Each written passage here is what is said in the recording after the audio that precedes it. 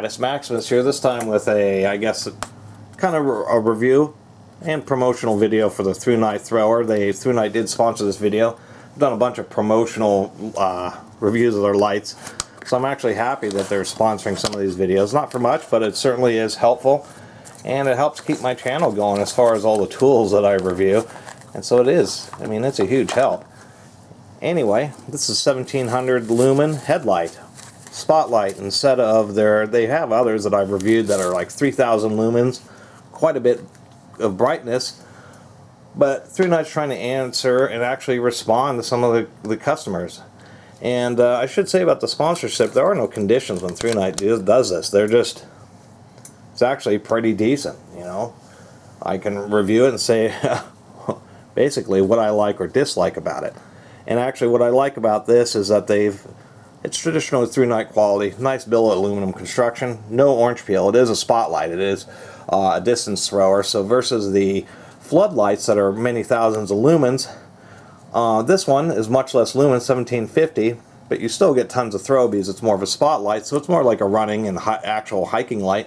But the fact that it'll maintain its turbo mode for a longer period of time, plus you get more overall battery life. On its, I would say, medium-high mode, it will last about 4 hours. So medium, it's about 375, or actually it's about 200 and something lumens. Let me double check on that. I just looked at this, but my memory is absolutely terrible. Oh, look, I just tore the manual. Anyway, if we look here, so now medium's 250 lumens, 375 for their intermediate. You can't actually hit that 375. What's kind of interesting is instead what it does is when it starts to essentially overheat when you're in turbo mode, then it'll drop down in brightness and reduce its power output. So they even look up how long it lasts in the full brightness mode. It's only advertising 5 minutes in full turbo mode, which is, you know, okay, but it certainly isn't the best. It does come with extra O-rings and a little extra flap. We'll see if they improved it. This is one of the things I dislike the most about their headlamp straps. And no, they still have the same thing. So that's been my big criticism about this, is I do appreciate the easy to remove and kind of flexible retainer for the light. It is a right angle light. A lot of people like this style. But of course the issue is as this, you know, I mean, I would almost prefer that they just simply sew, they just have this silicone be flat and they simply sew the strap to it.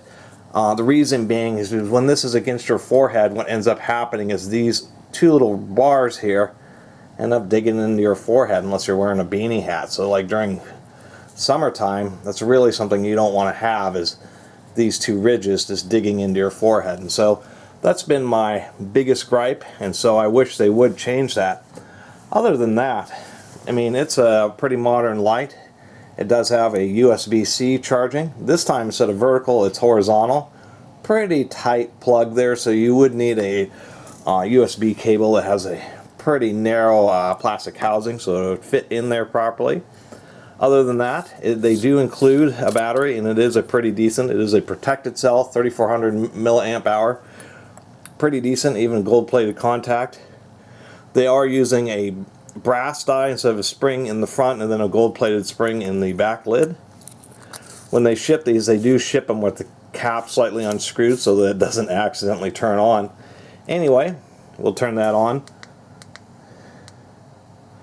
Press and hold, and it'll step through the 3 different brightness levels.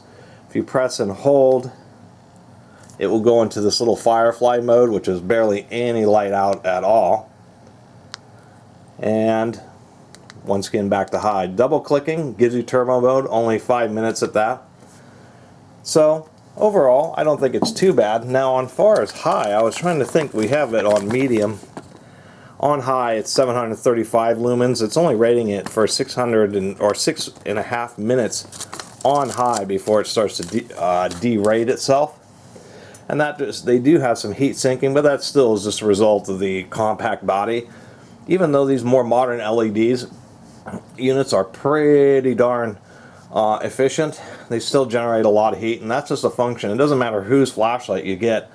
Once you start getting into that 1,000+ lumens in a compact flashlight, they're going to run into heat issues, and either they're going to burn themselves up, get super hot, or take the compromise, and once they get around 100 degrees, start derating themselves. Of course, we do have a little indicator on the top. It glows red when you're charging, blue when it has plenty of battery.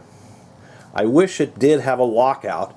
I will definitely mention that. I think all these flashlights should have electronic lockouts, especially this one. Super easy button to hit because it has so much protrusion. And usually when you press and hold, there's our firefly.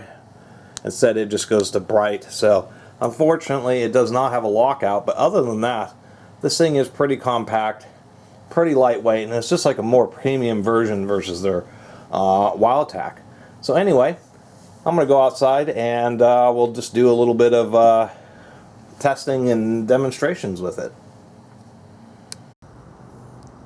Alright, so what we have here is this is low. And it's actually surprisingly well focused. Medium.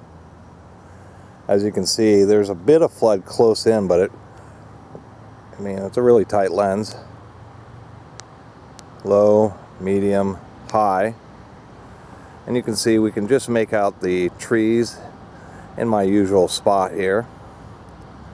And then turbo, which even at 1700 lumens, when it's concentrated, it's really pretty darn quick. And yeah, there's a lot of particles in the air. I guess the only thing I would really say about this is the fact that on those high, which is like 750 lumens, and of course turbo 1750, it after 5 or 6 minutes it drops down to around 350 lumens, where here this is about 250 lumens on medium.